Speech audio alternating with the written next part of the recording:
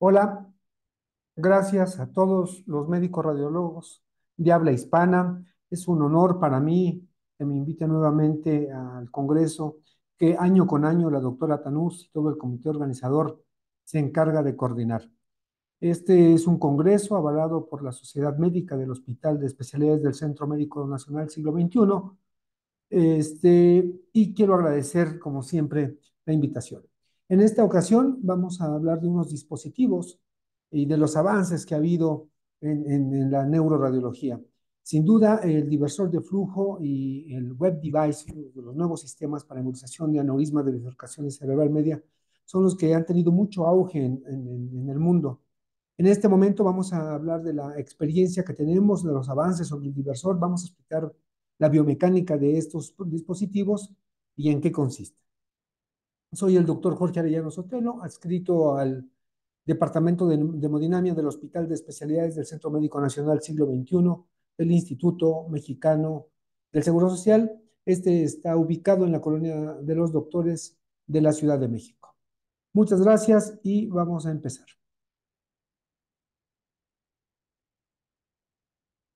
Bueno, el diversor de flujo o prótesis desviadora de flujo se colocó por primera vez el 16 de mayo del 2011 en la Universidad de California en Los Ángeles. La técnica endovascular con stent redireccionador de flujo es útil en el tratamiento de aneurismas de anatomía compleja. Habitualmente, donde más se usan en la actualidad es en tratamiento de aneurismas de la porción cavernosa de la carótida interna, donde el cirujano o neurocirujano técnicamente tiene dificultad para clipar o para empaquetar este tipo de aneurismas. Muy bien, ¿cuál es el objetivo? Es reconstruir el segmento vascular que alberga aneurisma saccular o fusiforme. El dispositivo utilizado causa efectos hemodinámicos y biológicos. ¿Cuál es el objetivo? El objetivo es redireccionar el flujo que atraviesa el aneurisma y diverge el flujo sanguíneo del saco, reduciendo así la tensión sobre la pared del aneurisma, promoviendo la éstasis y la trombosis dentro del aneurisma. Por otra parte, el flujo que diverge por el cuello del aneurisma provee el desarrollo de tejido endotelial y neoíntima. La magnitud de este efecto es proporcional a la cantidad de superficie cubierta por el metal.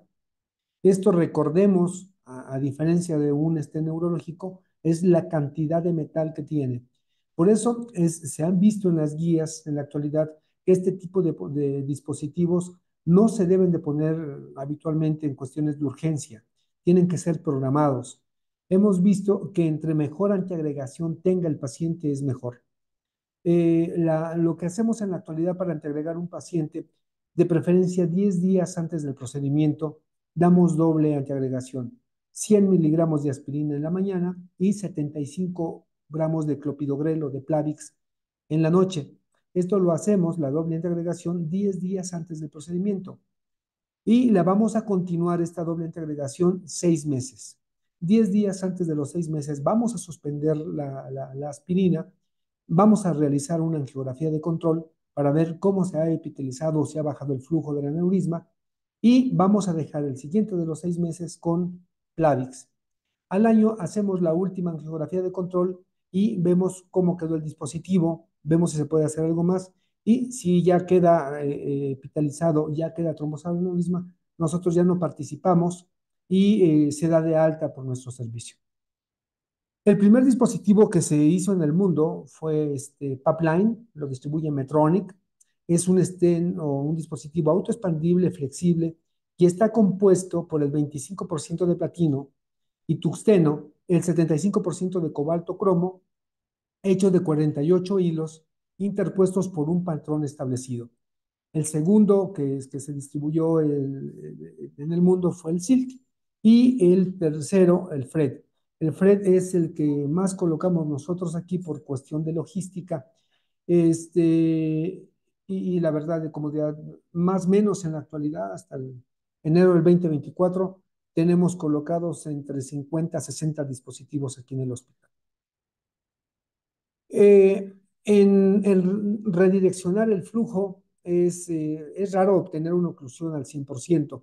Lo que vemos nosotros va bajando el flujo y esto va progresando. Este, hay que observar el seguimiento a veces de 3, 6 meses y un año. Es lo que nosotros hacemos para ver si realmente al año tuvimos éxito o no. La tabla, ¿cuál es la condición donde los colocamos? Habitualmente, las localizaciones en aneurismas de carótida interna, de vertebral, de basilar, de comunicante anterior, comunicante posterior. El tamaño son importantes, la clasificación de criterios de aneurismas, pequeños, grandes y gigantes en relación al tamaño, y la forma que pueden ser saculares o fusiformes. Habitualmente, en nuestros casos, son en aneurismas fusiformes. Las complicaciones, falla del dispositivo cuando no tenemos experiencia, pero la verdad es que con el FRE es muy amable, muy amigable hacer un pullback. Una vez bien marcado, bien anclado el extremo distal del dispositivo, difícilmente se nos cae. La trombosis, cuando no tenemos una buena antiagregación o alguna discrasia sanguínea, una trombocitosis, la mortalidad y la cefalea. Por eso, la verdad es que hacemos una sesión colegiada para poner este tipo de dispositivos y no tengamos este tipo de inconvenientes. Entonces, les voy a hablar del que más experiencia tenemos aquí en el hospital, que es el FRED. Como dice su nombre, es un Fluid Redirection Abdominal Device. Estas son las patas de anclaje y este es el dispositivo como tal, en físico, para que vean la cantidad de hilos de metal que tienen y del componente que ya hablamos. La descripción general del FRED, pues es un diseño de capa interno y externo de nitinol, es el que están viendo aquí. Ahí se los pongo en las flechas en color verde. Esos son los anclajes o las marcas distales. Los filamentos de nitinol son pulidos electroquímicamente para minimizar la trombogenicidad. Estos son los sistemas de anclaje.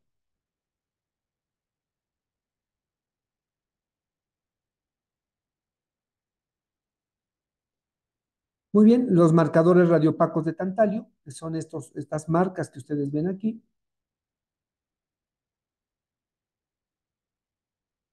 El largo total infuncional, esa es una parte importante, ¿no? El que nosotros ubiquemos vía tomografía computada en reconstrucciones cuál es la luz verdadera donde podemos ocluir, el largo total funcional, y siempre los 3 milímetros distales y proximales quedan desnudos o quedan descubiertos. Esto es un ejemplo de una reconstrucción y en un tiempo real del dispositivo. Hay dos alfa hélices que son de tantalio que unen a las dos capas y delimitan el largo funcional, además de confirmar la oposición arterial. 4 marcadores distales y proximales que confirman puntos de anclaje y el largo total. 3 milímetros de espacio no funcional, distales y proximales. Las especificaciones de la capa externa, esto es bien importante, que nosotros conozcamos el dispositivo para ver a qué nos vamos a enfrentar. Físicamente ahí lo van a ver ustedes, las especificaciones. Y en la capa externa tenemos un tejido de un solo filamento de 53 micrones de 16 pases, es como se va armando en esta columna. Fenestraciones de 1 milímetro cuadrado, eso es el espacio que hay entre una cerda y otra cerda. Unas alfa hélices de tantalio de 57 micrones, diámetros de apertura máxima de estrus de 2x o de 2x o de 2 veces mayor al diámetro nominal, y un diámetro externo nominal de 3.5 a menos 5.5 milímetros, aunque ya tenemos dispositivos más pequeños. Un tejido de un solo filamento de 22 micrones y de 48 pases. Esa es en la capa interna. Fenestraciones de 200 micras. Capa interna cosida a la externa mediante las dos alfa hélices de tantalio. Un diámetro nominal de la capa interna es igual al diámetro de la capa externa. Y algo importante sobre el diámetro del stent, sobre la fuerza radial. muchas veces nosotros decíamos que entre más grande era el stent, disminuía la fuerza radial. Y hemos visto nosotros en las características entre las marcas, entre Papline, Silk y Fred, si ustedes se fijan, el dispositivo, independientemente del diámetro, en la actualidad es el que mejor fuerza radial tiene de anclaje y de sobreexpansión para que no se caiga el dispositivo por arriba de las otras marcas. En un corte histológico a 30 días tenemos una imagen donde está el saco neurismático vacío, sellado por el proceso neointimal, que esto es lo que nosotros queremos que se forme una neoíntima. Y en la imagen B pueden ver ustedes una incorporación de músculo liso al proceso neointimal entre las mallas del FRED. Vean, esto es lo que pasa en un corte histopatológico a los 30 días.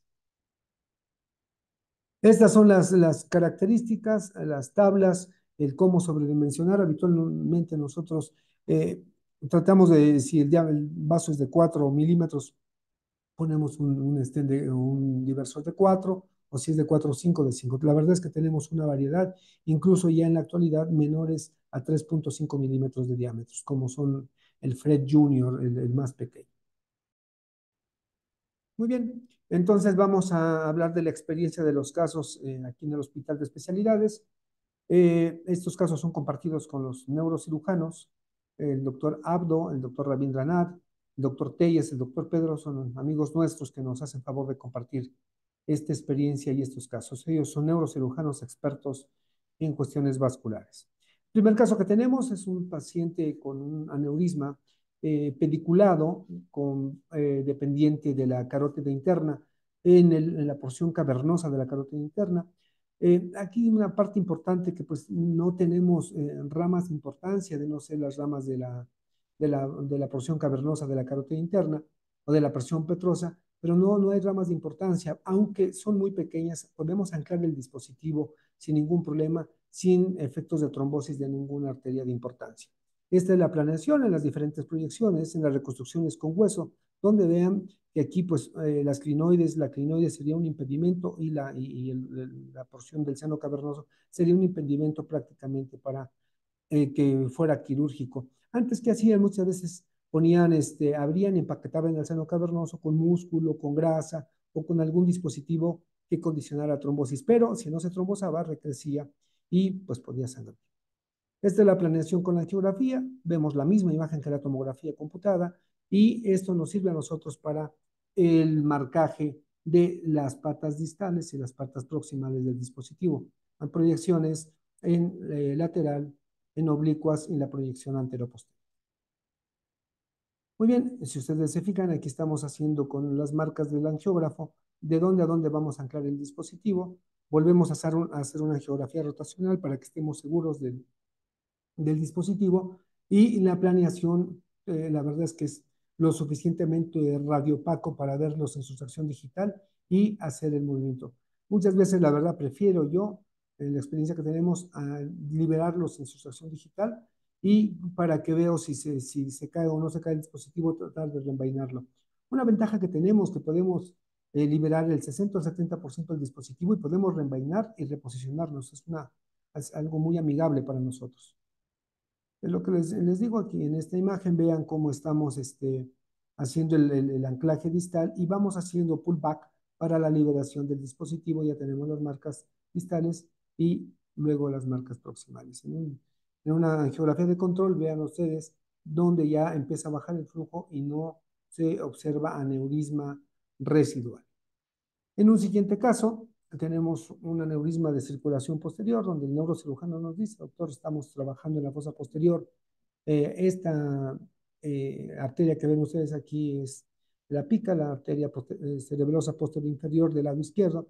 Tenemos un aneurisma fusiforme, inflamatorio, que sangró, y técnicamente para el neurocirujano es un territorio difícil trabajar por la profundidad y pegado a la fosa posterior y al tallo cerebral.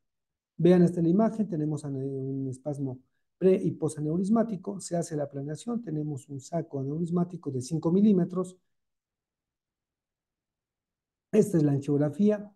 La ventaja que es lo que les comento, aunque nosotros anclamos sobre la pica, en la parte desnuda del dispositivo, nos da una ventaja muy grande que no se trombosa. Vea, esta es la planeación que tenemos, una magnificación en la proyección lateral. Esto es a lo que nos vamos a empezar a enfrentar. Pasamos la microguía, pasamos el microcatéter, depende del diámetro del dispositivo. Utilizamos Headway 21, 27 o 17, depende del diámetro que vayamos a liberar. Una vez que ya pasamos el dispositivo, aquí estamos ya anclados con el microcatéter, ya con la microguía, vean las reconstrucciones que tenemos en hemodinamia. Una ventaja que tenemos la navegación virtual endoscópica es muy importante porque aquí podemos ver la disminución del flujo y vemos el dispositivo está haciendo su efecto o quedó alguna pata no anclada. Estas reconstrucciones nos ayudan muchísimo para la planeación y en caso de alguna complicación ver pues, qué es lo que se puede infartar. Ven ustedes, pasamos como les explicaba la planeación, el catéter del headway distal. Una vez que ya tengo anclado, saco la microguía, empato punta a punta con el headway y voy liberando el sistema de pullback primero, sin hacer tantos movimientos tan bruscos.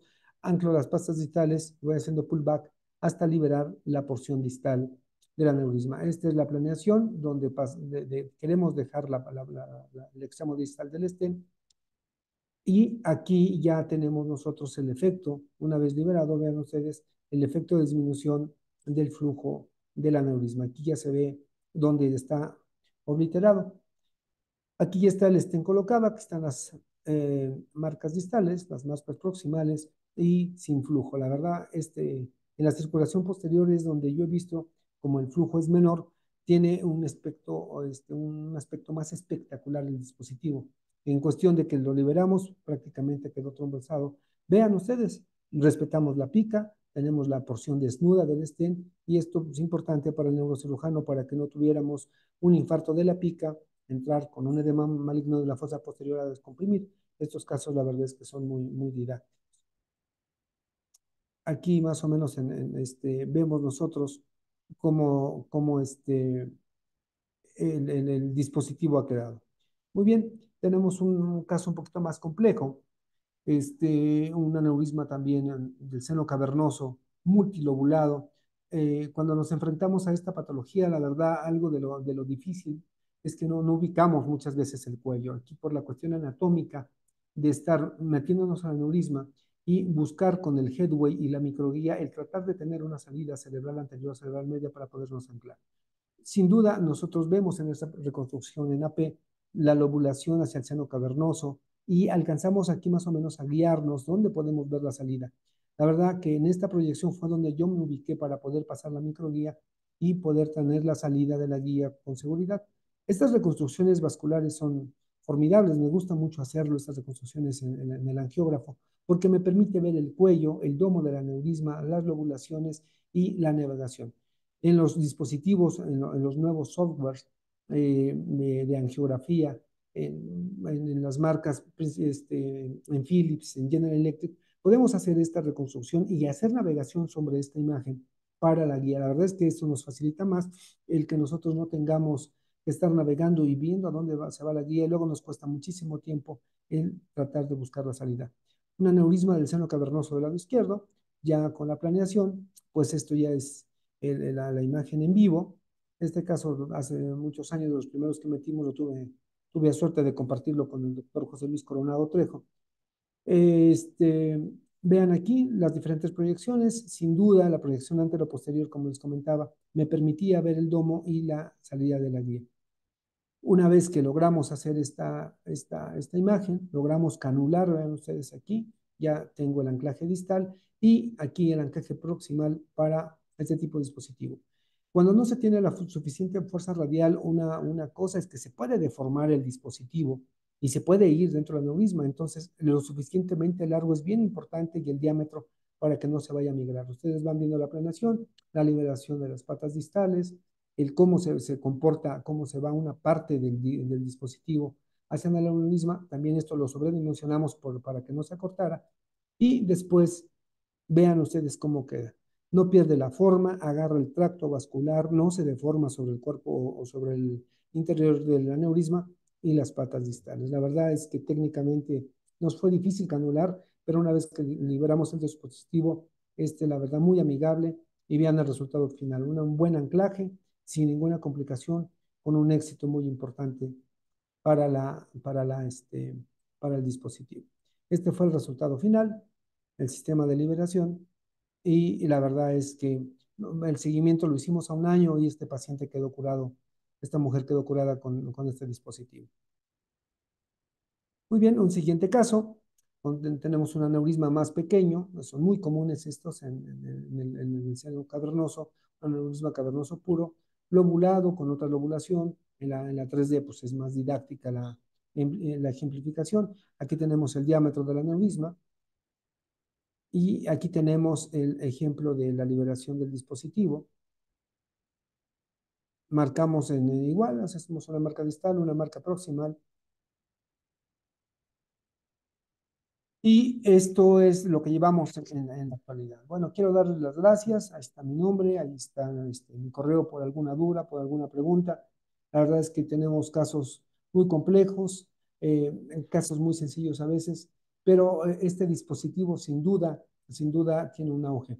Esperemos que en este 2024 ya tengamos la disponibilidad de tener el web device aquí en el hospital y ya se está haciendo por muchos compañeros en todo México, pero la siguiente charla esperemos que les demos los avances sobre el web device, un dispositivo que tiene una importante aceptación en Francia, en Alemania y en los Estados Unidos, con muy buenos resultados para aneurismas de bifurcación. Pues le agradezco a la doctora Tanus, al comité organizador, a toda la gente que me ayuda, porque pues yo solamente doy la cara, pero hay muchos residentes, hay mucho personal administrativo atrás de mí que me ayuda a preparar todo esto.